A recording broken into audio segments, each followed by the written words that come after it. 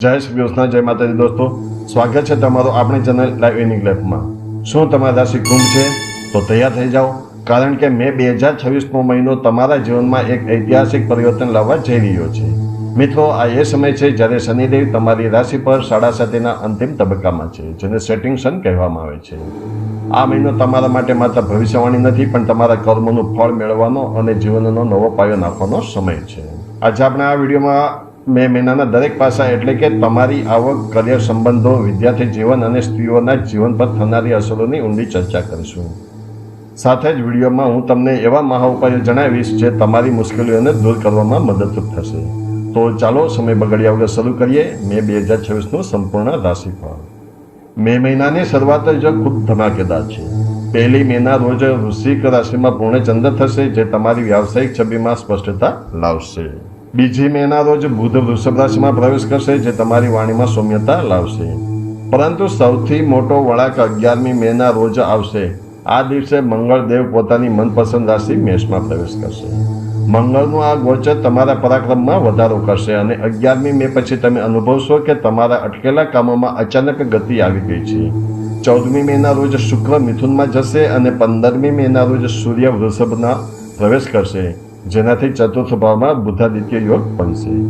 વધુમાં 17મી મેથી આ વર્ષનો અધિક માસ એટલે કે પુરુષોત્તમ માસ શરૂ થઈ રહ્યો છે, જે આધ્યાત્મિક ઉન્નતિ માટે ઉત્તમ છે। અને હા, 31 મેના રોજ બ્લુ મૂન થશે, જે તમારા લાભના સ્થાને મોટી સફળતાને જાહેરાત કરશે।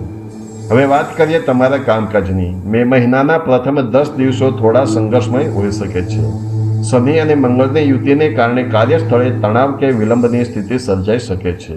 પરંતુ જેવી 11મી મે આવશે, મંગળ તમારા ત્રીજા ભાવમાં પ્રવેશશે અને તમારી હિંમત 10 ગણી વધી જશે।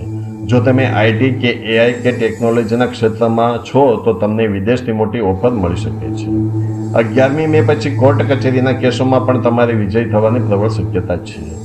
15મી મે પછી સૂર્ય અને બુધની કૃપાથી રિયલ એસ્ટેટ અથવા જમીન મિલકતના વ્યવસાયમાં રોકાણ કરવું ખૂબ જ ફાયદાકારક સાબિત થશે। આર્થિક રીતે આ મહિનો તમારા માટે લક્ષ્મી યોગ લઈને આવ્યો છે। ગુરુ મહારાજ તમારા 5મા ભાવમાં છે, જે તમારા લાભ ભાવ પર દ્રષ્ટિ કરી રહ્યા છે। આનાથી તમારી આવકના નવા સ્ત્રોત ખુલશે। શેરબજાર, મ્યુચ્યુઅલ ફંડ કે સોનામાં રોકાણ કરવા માટે 17મી મે પછીનો સમય ઉત્તમ છે। ભૂતકાળમાં કરેલી મહેનતનું વળતર આ મહિને તમને મળી શકે છે।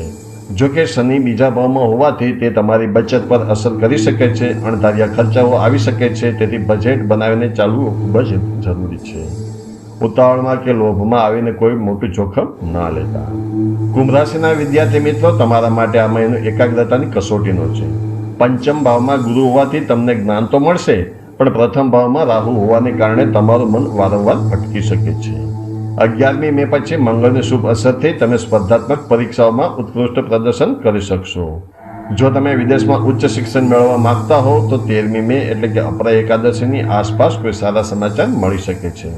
તમારે માત્ર શિસ્તબદ્ધ રહીને મહેનત કરવાની જરૂર છે। પરિણામ તમારી તરફેણમાં જ આવશે। કુંભ રાશિની બહેનો માટે આ મહિનો આત્મનિર્ભરતા અને સામાજિક પ્રતિષ્ઠામાં વધારો લાવશે। કાર્યસ્થળે તમારી વહીવટી ક્ષમતાની પ્રશંસા થશે, પરંતુ સ્વાસ્થ્ય અને પરંપરાની બાબતમાં કેટલીક સાવધાની રાખવી જરૂરી છે। જ્યોતિષી માન્યતા મુજબ આ મહિને મહિલાઓએ અઠવાડિયાના 3 દિવસો મંગળવાર, ગુરુવાર અને શનિવારે વાળ ધોવાનું ટાળવું જોઈએ, કારણ કે તેનાથી આર્થિક અને માનસિક સુખમાં ઘટાડો થઈ શકે છે। સૂર્યાસ્ત પછી પણ વાળ ધોવા અશુભ માનવામાં આવે છે। હોર્મોનલ સમસ્યાઓથી બચવા માટે પૂરતા પ્રમાણમાં પાણી પીવું અને યોગાભ્યાસ કરવો હિતાવહ રહેશે। પારિવારિક મોરચે મે મહિનો મિશ્ર રહેશે। 7મા ભાવમાં કેતુ હોવાને કારણે જીવનસાથી સાથે વૈચારિક મતભેદ કે ભાવનાત્મક અંતર સર્જાઈ શકે છે। ઘણીવાર તમને લાગશે કે સામેની વ્યક્તિ તમને સમજી રહી નથી, પરંતુ ગભરાવાની જરૂર નથી। 14મી મે પછી શુક્રનું મિથુનમાં ગોચર તમારા સંબંધોમાં ફરીથી પ્રેમની મીઠાશ ભરશે। જે લોકો અવિવાહિત છે તેમના માટે લગ્નના સારા પ્રસ્તાવો આવી શકે છે। સંતાનો તરફથી કોઈ મોટી ખુશી મળી શકે છે, અથવા જેઓ ફેમિલી પ્લાનિંગ કરી રહ્યા છે તેમના માટે 16મી મે પછીનો સમય સાનુકૂળ રહેશે। સ્વાસ્થ્યની બાબતમાં કુંભ રાશિના જાતકોએ આ મહિને વાત દોષથી સાવધ રહેવું પડશે। સાંધાના દુખાવા, ગેસ કે અપચા જેવી સમસ્યાઓ પરેશાન કરી શકે છે। તળેલો અને ભારે ખોરાક ટાળવો જોઈએ। સાપ્તાહિક દ્રષ્ટિએ જોઈએ તો 1 મે થી 10મી મે સુધી આર્થિક આયોજન કરો અને વાણી પર સંયમ રાખવો। જ્યારે 11મી મે થી 20મી મે સુધી કાર્યક્ષેત્રે નવા સાહસ માટે તૈયાર રહો। 21મી મે થી 31મી મે સુધી સામાજિક પ્રસંગો અને ધાર્મિક કાર્યોમાં વ્યસ્ત રહેશો। મિત્રો, તમારો રાશિફળ દર મહિનાની 29 તારીખે બપોરે 2 વાગે આપણી ચેનલ લાઈવ યુનિક લાઈવ પર મળી જશે, જે જોવાનું ચૂકશો નહીં. હવે વાત કરીએ એ અચૂક ઉપાયોની જે મે મહિનામાં તમારા નસીબના દરવાજા ખોલી શકે છે. તેમાં સૌપ્રથમ છે શનિ શાંતિ માટે દર શનિવારે શનિ સ્તોત્રનો પાઠ કરો અને પીપળાના વૃક્ષ નીચે સરસવના તેલનો દીવો પ્રગટાવવો. બીજો ઉપાય છે હનુમાન ચાલીસા અથવા બજરંગ બાણનો પાઠ શનિવારે અવશ્ય કરવો. તે રાહુની નકારાત્મકતા દૂર કરે છે. દરરોજ સવારે સૂર્યને જળ અર્પણ કરી ઓમ પ્રામ પ્રેમ પોહ સહ શનેશ્વરાય નમઃ મંત્રની એક માળા કરો. જૂના કે નવા પગરખાં કોઈ જરૂરિયાતમંદને દાનમાં આપવાથી શનિદેવ ખૂબ જ પ્રસન્ન થાય છે. તો મિત્રો, આ તો મે 2026 માટે કુંભ રાશિનું સંપૂર્ણ ભવિષ્યફળ. યાદ રાખજો, ગ્રહો માર્ગદર્શન આપે છે, પણ પુરુષાર્થ તમારા હાથમાં છે.